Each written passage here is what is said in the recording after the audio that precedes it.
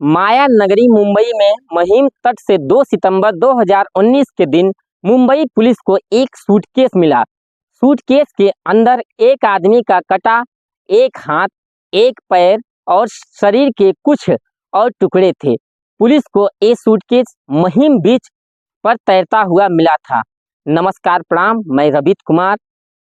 Crime story by Ravit YouTube channel and Facebook page में आपका हार्दिक स्वागत एवं अभिनंदन करता हूं। अगर आप हमारे पेज पर नए हैं तो आप हमारे चैनल को सब्सक्राइब करें और लाइक करें। लाश की पहचान कर पाना पुलिस के लिए बेहद मुश्किल था। पुलिस को सूटकेस से लाश के अलावा शर्ट, स्वेटर और पैंट भी मिले थे। सूटकेस मिलते ही खलबली मच गई। पुलिस के सामने एक नया और बिना ओर छोर का केस आकर खड़ा हो गया। मामले की गंभीरता को देखते हुए जांच मुंबई क्राइम ब्रांच को सौंपी गई। क्राइम ब्रांच की टीम ने एक शर्ट पर एल्मो मेंस बियर का टैग लगा देखा। क्राइम ब्रांच कुल्ली पश्चिम में बेलगामी रोड पर उस दुकान पर पहुंची। उस शर्ट का बिल निकाला तो पता चला कि बिल किसी बेनेट रिबेलो के नाम पर था। अब इसी नाम के आदमी को खोजना पुलिस का मकसद था। पुलिस क्राइम ब्रांच ने फेसबुक पर नेट रिबेलो को सर्च किया और कई प्रोफाइल्स में तस्वीर खंगाली, जिसमें से एक व्यक्ति वही वाली लाल स्वेटर पहने हुए था जो उस सूटकेस में मिली थी। इस तस्वीर से कंफर्म हो गया कि ये वही बेनेट रिबेलो है। फेसबुक आईडी से पता चला कि वो म्यूजिशियन था और गिटार बजाता था। उसने अपने फेसबुक अकाउंट पर अपना विजिटिंग कार्ड भी अपलोड किया था। कार्ड पर लिखे पते पर पुलिस पहुंची। देखा कि घर पर ताला लगा हुआ है। पूछताछ करने पर पता चला कि किसी ने भी बेनेट को पिछले कुछ दिनों से देखा नहीं था। पड़ोसियों से पूछताछ करने पर उसकी गोद ली हुई बेटी आराध्या पाटिल उर्फ रिया बेनेट रिबेलो के बारे में पता चला।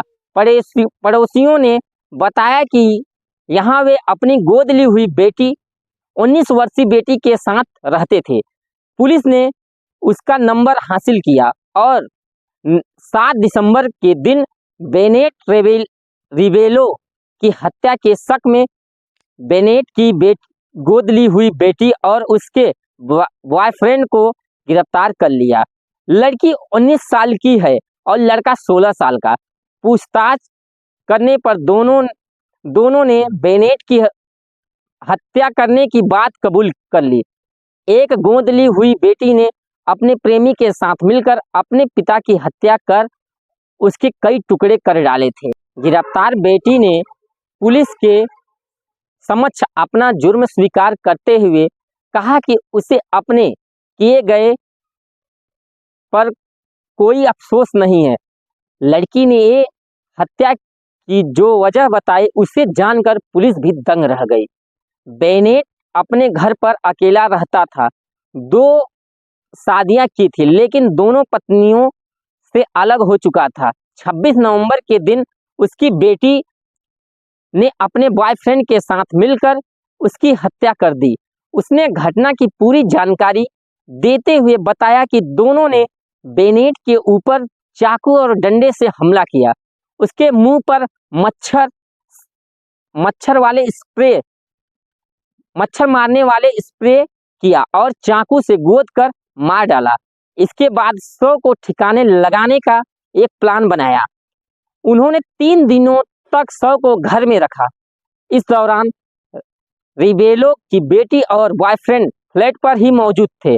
उन्होंने तेज धारदार वाले 4 चाकुओं से शव को छोटे छोटे टुकड़ों में काटा। शव के टुकड़े करने से पहले चाकू को गर्म किया गया।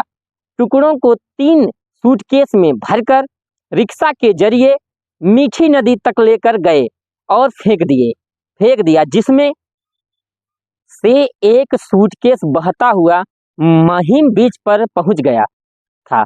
इस पूरे कांड में रिया के बॉयफ्रेंड का एक दोस्त भी शामिल था।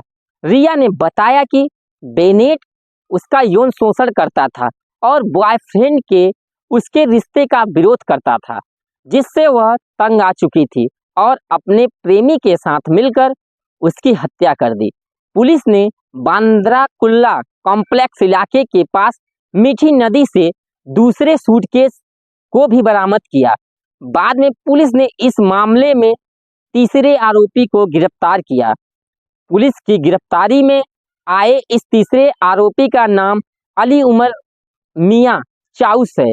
अली 19 साल का है और आराध्या उर्फ रिया के प्रेमी का दोस्त है। वारदात के अगले दिन यानी 27 नवंबर को रिया और उसका प्रेमी घाटकोपर में अली से मिले थे। दोनों ने अली को बेनेट की हत्या कर दिए जाने की बात कही, फिर उससे लाश के टुकड़े के लिए चॉपर का इंतजाम करने को कहा। 2 दिन बाद यानी 30 नवंबर को अली वाकाले आया, जहां उन तीनों ने मिलकर रात भर बेनेट की लाश को टुकड़े टुकड़े में काटा और फिर उन टुकड़ों को अलग अलग बैग में भरने का काम किया। अली ने पुलिस को बताया कि उसने बेनेट के काटे हुए धड़ को बैग में भरने के बाद उसको टेप से लपेट दिया था। साथ ही उसने लाश को ठिकाने लगाने के लिए जरूरी सामान की खरीदारी में उन दोनों की मदद भी की। दोनों के साथ उसने बेनेट के घर के पास मौजूद एक दुकान से सूटकेस व अन्य सामान खरीदे। इसी सूटकेस में लाश के टुकड़ों को भरकर वे तीनों मीठी नदी में फेंक आए थे। 26 नवंबर को बेनेट रिबेलो का कत्ल किया गया था। 27 नवंबर को उसकी लाश के 8 टुकड़े किए गए। इसके लिए 4 चाकू लाए गए। रिबेलो के किचन में इन चाकुओं को गैस चूल्हों से गर्म कर उसके शरीर के अलग अलग हिस्से को काटा गया। कुछ हिस्सों को एक सूटकेस में रखा गया। बाद में मुंबई के अलग अलग जगहों पर उसकी बॉडी को फेंका गया। सूटकेस में रखे 100 के कुछ टुकड़े पुलिस को जांच के दौरान मिले थे। उसके कपड़ों से पुलिस ने 100 की पहचान की थी। इसके बाद मुंबई क्राइम ब्रांच ने सूटकेस वाली लाश की गुत्थी को सुलझा ली। आपको क्या लगता है इस क्राइम स्टोरी के बारे में कमेंट में जरूर बताएं। इस क्राइम स्टोरी से किसी के दिल को ठेस पहुंचाना नहीं है, बल्कि आपको सतर्क करना, सावधान करना है। अगर वीडियो अच्छी लगे तो अपने दोस्तों, रिश्तेदारों को जरूर भेजें ताकि वो लोग भी सतर्क रहें।